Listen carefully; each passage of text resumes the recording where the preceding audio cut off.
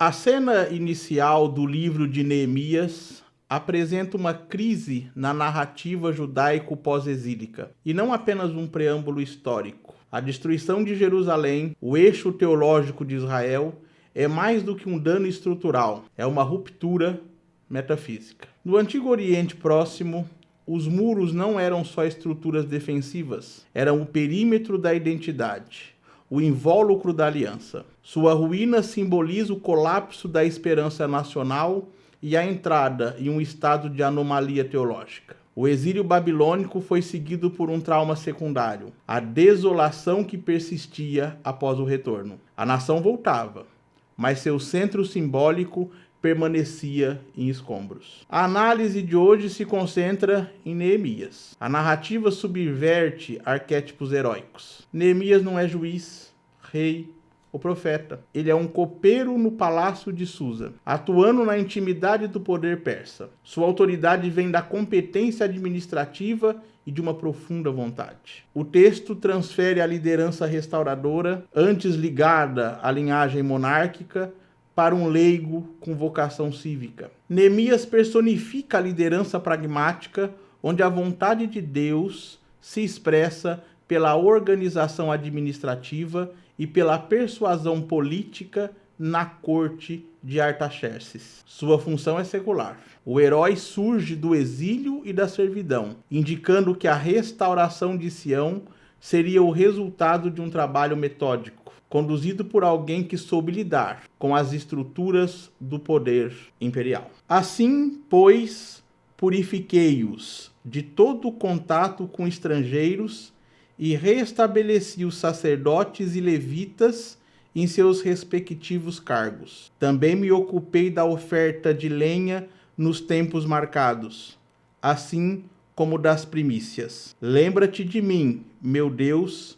para o meu bem. O livro de Neemias é o livro que dá sequência ao nosso projeto Lendo a Bíblia. Se você não viu os vídeos anteriores, o link da playlist está na descrição do vídeo e num card que vai aparecer aqui em cima. Se essa é a sua primeira vez por aqui, inscreva-se no canal, ative o sininho das notificações e compartilhe com seus amigos e inimigos, porque o importante é compartilhar. O centro do livro de Neemias está na construção de uma visão. A edificação dos muros é uma alegoria para a definição da identidade de Israel. O muro não é um objetivo final, mas o meio para o estabelecimento de uma comunidade funcional e coesa. Neemias demonstra gestão de projetos, distribuindo o trabalho por famílias e integrando toda a população. Esta organização é a manifestação da vontade divina, um princípio que se opõe ao caos anterior. O livro vai além da fortificação,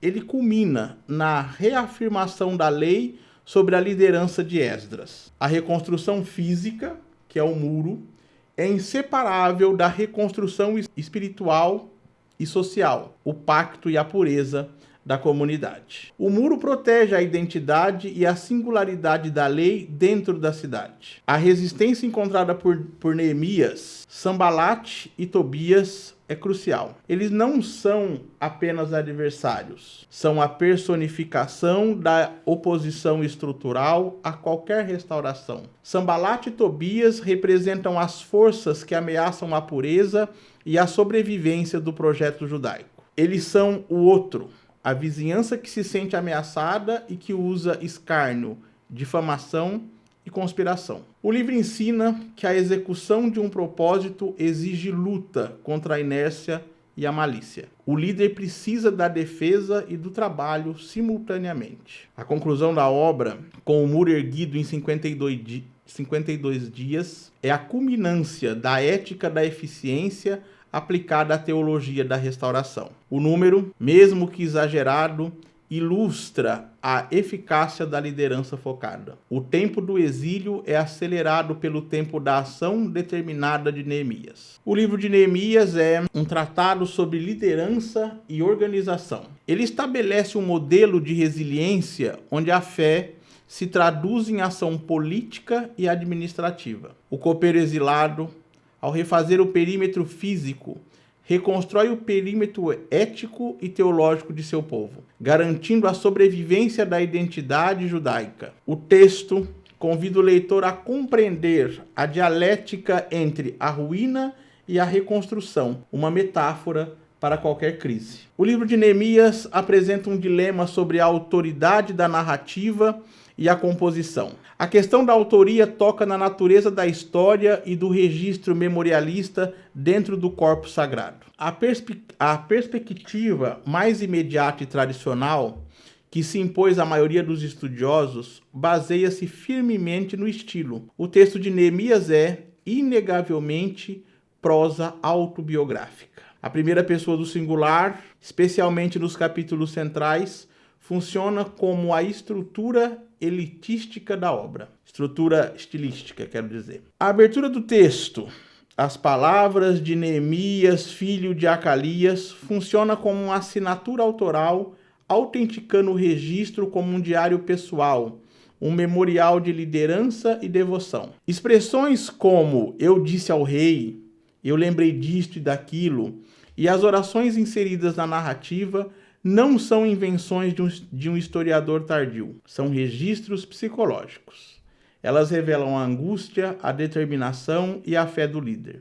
A narrativa adquire, assim, uma intensidade e dramaticidade de um relato em tempo real. O livro se configura como os memoriais de Neemias, um registro primário da missão de reedificação dos muros de Jerusalém. Esta voz pessoal é o fator distintivo do texto. A solidez dessa hipótese reside na máxima da crítica formal. Seu estilo é a prova. Um editor posterior que desejasse criar uma ficção de primeira pessoa tenderia a um artifício menos orgânico. Aqui, a voz de Neemias é a própria estrutura da fé em ação. O leitor não pode ignorar o contexto maior. A tradição judaica tratou Esdras e Neemias como uma obra unificada, frequentemente rotulada como Esdras, sugerindo que a narrativa da restauração, desde o retorno até a reforma religiosa, foi concebida como um macro-relato histórico-teológico. Esta perspectiva unitária levanta a figura de Esdras, o escriba e sacerdote, como provável compilador final. A figura de Esdras é associada à normalização da lei e à consolidação do corpo sagrado pós-exílico. É lógico supor que ele ou sua escola teriam a autoridade e a capacidade editorial para agrupar as fontes primárias e as fontes diversas, incluindo os memoriais de Neemias, as listas genealógicas e os registros da leitura pública da lei. O argumento mais convincente para a intervenção editorial reside na mudança de foco e de pessoa. Nos capítulos 8 a 10, o protagonista emerge como Esdras, conduzindo a leitura e a interpretação da Torá. Neemias é, subitamente, referido na terceira pessoa. Esta quebra no modo narrativo não é um mero descuido, é o sinal da junção de fontes distintas. O compilador teria inserido o relato dos memoriais de Neemias, em primeira pessoa, dentro de um quadro histórico mais amplo, majoritariamente narrado em terceira pessoa e centrado, em parte, na figura de Esdras. Essa teoria da compilação reconhece a autenticidade dos memoriais, mas postula que o livro, a forma final, é um produto da redação teológica, um mosaico arranjado para narrar a dupla restauração, a reconstrução física, em Neemias, e a reforma espiritual legal, em Esdras. O debate autoral em Neemias não exige uma escolha binária, mas uma síntese. Deve-se reconhecer a autoria de conteúdo versus a autoria de forma. Embora seja provável que um editor compilador, talvez Esdras, ou um membro de sua escolha, tenha sido responsável pela arquitetura final do livro, a seleção, ordenação e interligação das diversas fontes, a voz e a alma do texto residem em Neemias. O que confere a este livro sua potência narrativa, sua relevância para o estudo da liderança e seu impacto são precisamente alguns fatores. Primeiro, sua urgência. suas orações, lembra-te de mim, ó Deus, e o detalhe com que ele descreve a oposição e a engenharia da reconstrução. Esse é o fator dominante de coesão. Mesmo que o livro incorpore outros materiais, o impulso e o ritmo da narrativa são ditados pelo relato em primeira pessoa. O livro de Neemias é, portanto, o memorial de Neemias elevado à categoria de história canônica por um ato editorial posterior. É a prova de que, no contexto das escritas antigas, a autoria pode ser simultaneamente individual e coletiva redacional, a mão que organizou o corpus final. A crítica literária, ao separar os extratos textuais, reforça a originalidade do material de Neemias. São suas palavras, seus desafios, sua liderança e sua fé que dão ao livro não apenas seu tom, mas sua eterna relevância e importância. O compilador forneceu a moldura, mas Neemias legou o retrato. O livro de Neemias é o final da história do Antigo Testamento. Ele marca o ponto em que a comunidade do exílio constrói uma estrutura cívica e religiosa. Os eventos do livro ocorrem entre 445 e 430 a.C., sendo a última grande peça histórica do cânone hebraico, sucedendo o retorno liderado por Zorobabel e a reforma da lei feita por Esdras. Neemias não é um registro de eventos, é um livro sobre liderança e crise na intersecção entre a política persa e a necessidade de identidade judaica pós-exílica. A estrutura do livro é dividida em duas partes: a material política e a espiritual religiosa. A narrativa começa em Susa, na corte persa, onde Neemias é copeiro do rei Artaxerxes. Essa posição de confiança e poder transforma a tristeza de Neemias em uma missão real com alcance político. O foco se move para Jerusalém. A cidade é um cenário de fragilidade cívica. Os muros e portões em ruínas, resultado da invasão babilônica, são o símbolo central do livro. Uma comunidade sem defesa visível é uma nação sem segurança. Os capítulos 3 a 6 mostram a execução do projeto em meio à crise. A descrição do trabalho detalha a organização. Cada família é responsável por uma seção do muro. A obra se torna um ato de união e resgate comunitário. O livro documenta a oposição. A externa, de Sanbalate, Tobias e Gessen, com o escárnio e ameaças, e a interna, a exploração social entre os próprios judeus. A frase, abre aspas, trabalhávamos na obra e metade deles segurava as lanças, resume a tensão entre o trabalho e a vigília. Com o término da obra do muro, o foco muda. A segurança externa deve ser acompanhada pela ordem interna. Essa mudança mostra a colaboração entre Neemias, o governador, e Esdras, o sacerdote, essenciais para a restauração completa. Os capítulos do 8 ao 10 narram o ponto alto de renovação. A leitura pública por Esdras é um ato que leva ao arrependimento. A celebração da festa dos tabernáculos e a renovação da aliança com Deus. A lei é o documento de fundação da identidade. E sua restauração prova que o projeto do muro era mais que engenharia. O livro não termina em um final perfeito. Capítulo 13, com o retorno e as reformas de Neemias, funciona como um final realista. O afastamento do líder leva a comunidade ao descuido ético e ritual. As reformas de Neemias, a expulsão de estrangeiros do templo, o sustento dos levitas e a guarda do sábado são a defesa contra a assimilação. Este final mostra que a reforma é um processo contínuo. Neemias surge como modelo do líder servo e planejador. Sua liderança mistura ação, prática e fé. Ele é um mestre em planejamento, organização e gestão de crise. Sua capacidade de unir o trabalho com a vigilância armada, a lança e a colher de pedreiro, cria um modelo de pragmatismo com propósito. O livro é uma teologia da ação baseada na oração. As orações de Neemias são diretas e marcam cada decisão. Da petição ao rei, à resposta à oposição. A oração, nesse contexto, é a base da ação. Neemias é um estudo de caso sobre a administração da perseguição. O texto detalha a escalada da oposição. Do escárnio à ameaça, a calúnia e a sabotagem. A atitude de Neemias, que se recusa a deixar seu posto no muro, é a imagem da resistência moral. O livro de Neemias é uma declaração sobre a permanência da identidade, a reconstrução do muro e a restauração da lei e da aliança.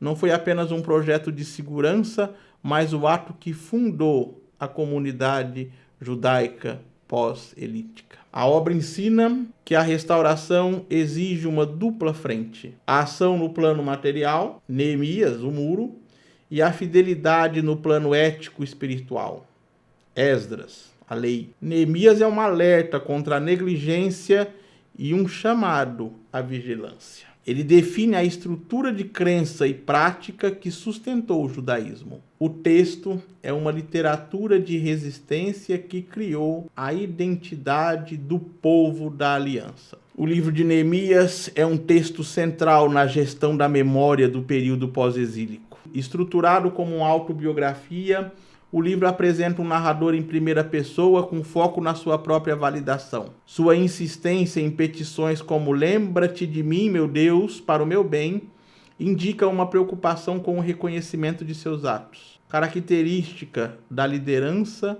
construída na obra. O livro cruza a reconstrução física com a desobediência espiritual da comunidade, apresentando Neemias como o construtor e o reformador social. Originalmente, Neemias compunha um único volume com Esdras e Crônicas. Contudo, Neemias se destaca pelo uso imediato e contínuo da primeira pessoa. A abertura. As palavras de Neemias, filho de Acalias, inicia o que é chamado de Memórias de Neemias, um recurso que contrasta com o livro de Esdras, onde o relato pessoal aparece apenas em sessões posteriores. O uso da autobiografia aproxima o leitor da experiência do líder, mas traz o risco da perspectiva única. O narrador, Neemias, oferece uma versão dos fatos, seus feitos e desafios, filtrando todos os eventos por uma lente particular.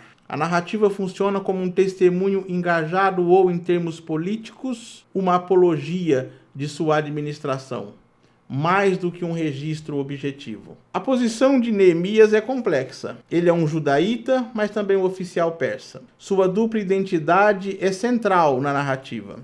Ele obtém permissão e suprimentos do rei Artaxerxes, que o considera um funcionário eficaz, utilizando a autoridade imperial, passaporte, escolta, materiais, para um projeto de autonomia nacional. Seu cargo de copeiro real é apresentado como uma função de alta influência, com acesso direto ao monarca e responsabilidade pela segurança e finanças reais, superando a função de Esdras e influência política imediata. O texto enfatiza a facilidade com que obtém recursos do rei, buscando legitimar sua eficácia política e atribuir o sucesso à boa mão de Deus sobre si. A fusão com uma obra de Esdras é notória na reorganização espiritual. O capítulo 8 de Neemias, com a leitura da lei por Esdras, estabelece a fundação teológica da nova identidade judaica. Esdras,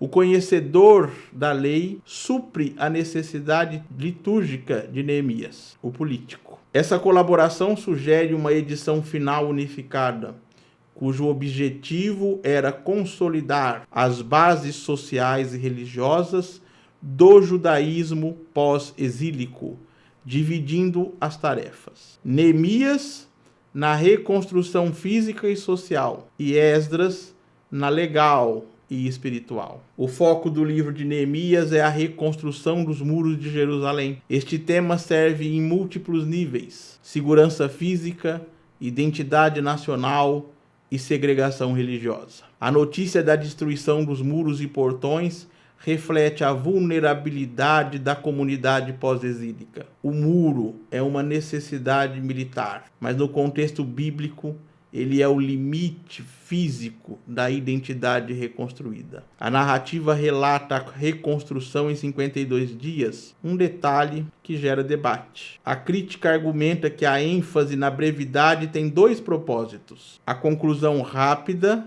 apesar da intensa oposição, é apresentada como prova da intervenção divina, legitimando a liderança de Neemias. A eficiência do projeto reflete a liderança de Neemias, que organiza turnos de trabalho armados. A imagem do trabalho com uma mão na pá e outra na espada. A arqueologia sugere que a obra pode ter sido menos grandiosa do que a narrativa descreve. O texto, portanto, utiliza a hipérbole, 52 dias, para construir uma memória do evento, transformando o esforço em um feito notável. Os inimigos, Sanbalat, Tobias, Gesem, representam o obstáculo à pureza da nova comunidade. A figura de Tobias, o servo, é central. Ele é o arquétipo do inimigo infiltrado, com conexões familiares e políticas em Jerusalém. Casamentos e parentescos com o sumo sacerdote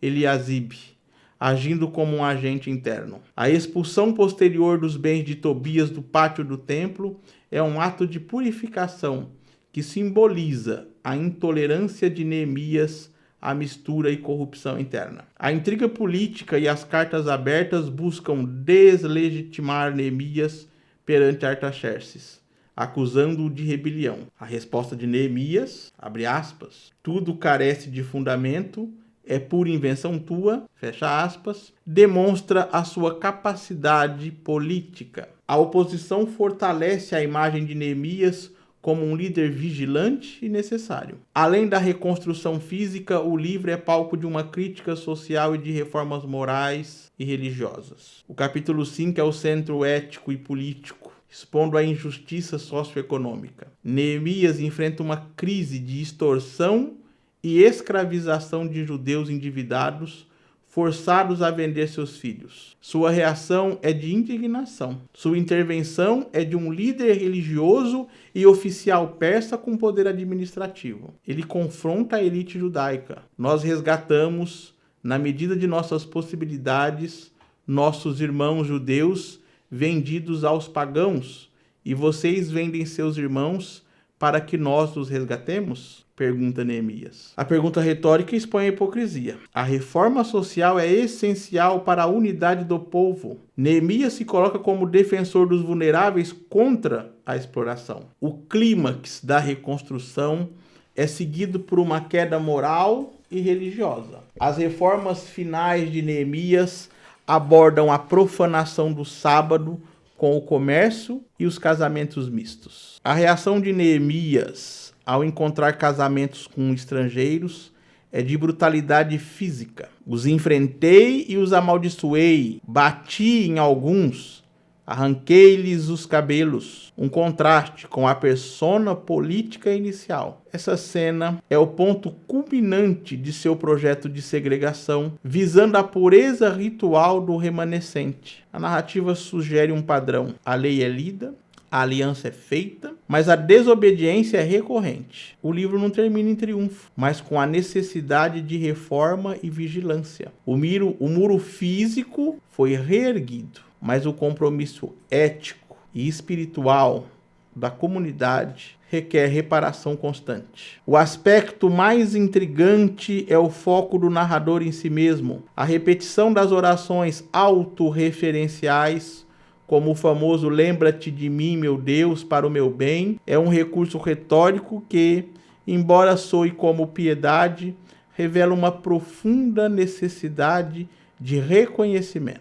O narrador age como se Deus precisasse de lembretes de seus feitos. Essa insistência levanta a questão da motivação do líder. É uma súplica de um homem de ação que teme o esquecimento de seus atos? Ou uma estratégia de autolegitimação, onde o herói não confia na memória da comunidade ou na justiça automática de Deus e registra seus feitos como garantia de mérito?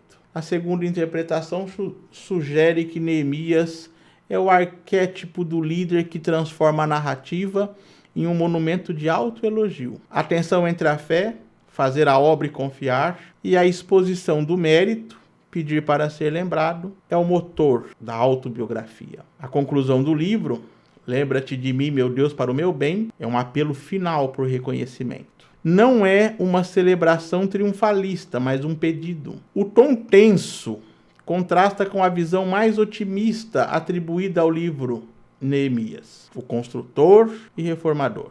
É um homem que, apesar de tudo, ainda precisa implorar a Deus por uma memória favorável. O livro de Neemias deve ser lido como um projeto literário complexo, focado em 3 reconstruções interligadas: a física, que é o muro, a social, que é a justiça e a unidade, e a identitária, a pureza religiosa. O narrador Neemias, que mescla piedade e preocupação política, usa a autobiografia para legitimar sua autoridade e garantir seu lugar na memória histórica e teológica. A reconstrução do muro é a metáfora central, servindo de defesa física e de limite demarcatório entre Israel e os estrangeiros. Visão que se materializa na purificação final. Apesar da realização, 52 dias, o livro termina em um tom de vigilância perpétua e insatisfação com a desobediência. A missão de Neemias, embora bem-sucedida, não está completa.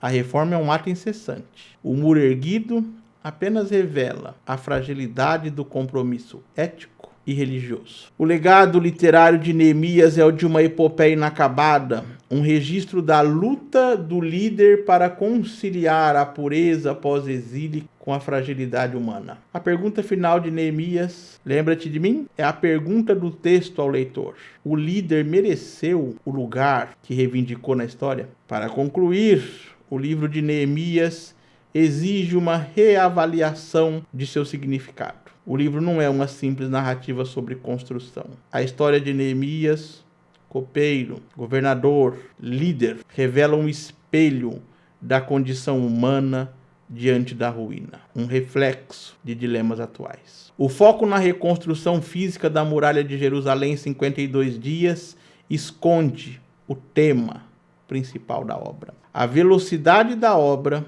um feito de logística e mobilização popular, serve como um motor narrativo para o projeto de Neemias. A reconstrução da identidade de um povo. A muralha é o símbolo. A restauração da identidade e da coesão social é o objetivo. O livro ensina sobre o início de qualquer empreendimento. A restauração de um grupo ou de um indivíduo deve começar com a visão. Contudo, Neemias mostra que a visão é apenas o primeiro passo. A manutenção exige a transformação da fé em ação organizada e a fidelidade ao propósito inicial. Clamor pessoal de Neemias, lembra-te de mim para o bem, ó meu Deus, não é um pedido passivo, mas o fundamento de um projeto. A organização da súplica e uma estrutura de execução. Neemias deixa um manual de liderança baseado em 3 eixos ligados. Primeiro, fé e planejamento. Neemias é o exemplo do homem que une fé com planejamento. O leitor tende a separar a fé da razão prática. Neemias acaba com essa separação. Sua biografia prova que a oração não é um atalho, mas um complemento essencial à organização e à estratégia. A espiritualidade sem planejamento se torna uma utopia. A estratégia sem a base da fé carece de propósito. A logística da reconstrução, a alocação de recurso e a divisão das tarefas não foram obra do acaso, mas o resultado de um plano de ação sólido. O segundo ponto é a oposição e resiliência. O drama da narrativa é mantido pela presença da oposição. nas figuras de Sambalate e Tobias. Estes representam todas as forças que buscam paralisar o progresso, o desânimo, a crítica e a inveja. Na resposta, Neemias estabelece um princípio de vigilância e ação simultâneas. Manter a ferramenta em uma mão e a arma na outra. Esta imagem é a metáfora da resiliência. Estar pronto para trabalhar e pronto para lutar. O trabalho e a luta não são etapas, são simultâneos e dependem um do outro. Integridade interna é o terceiro ponto. A lição mais importante reside no final da construção. De que valeu a reconstrução do muro, a segurança física, se a comunidade não conseguisse reestruturar sua identidade em torno da palavra de Deus, introduzida pelo escriba Esdras? A segurança externa, a fortificação, é inútil e passageira sem a integridade interna, sem a coesão moral, sem o alinhamento de valores. O muro não garante sobrevivência. A adesão a um propósito é que a garante. A obra de Neemias é um aviso. O desenvolvimento material é frágil, se separado da reconstrução da ética e da espiritualidade de um povo. O legado de Neemias está no imperativo que lança sobre o leitor. A narrativa força uma introspecção. Quais são, na vida pessoal e na comunidade, os muros caídos? As áreas de vulnerabilidade, de negligência ou de estagnação que exigem ação imediata? Qual é a oposição, interna ou externa, que busca paralisar a missão de crescimento? A história do copeiro que se tornou governador é um repúdio à paralisia da lamentação. É um chamado à transição da contemplação das ruínas para a ação organizada e corajosa. O drama de Neemias não se encerra na vitória física sobre os escombros, mas na consolidação espiritual, na qual a alegria do Senhor é reconhecida como a força e a energia de toda a restauração. Que essa história sirva, hoje, como um guia para aqueles que desejam transformar a oração em um projeto de impacto. Muito obrigado por acompanhar e por assistir o vídeo até aqui. Se você aprecia esse tipo de conteúdo, curta o vídeo, inscreva-se no canal e compartilhe. Este é o Sempre um Livro. Prazer da leitura.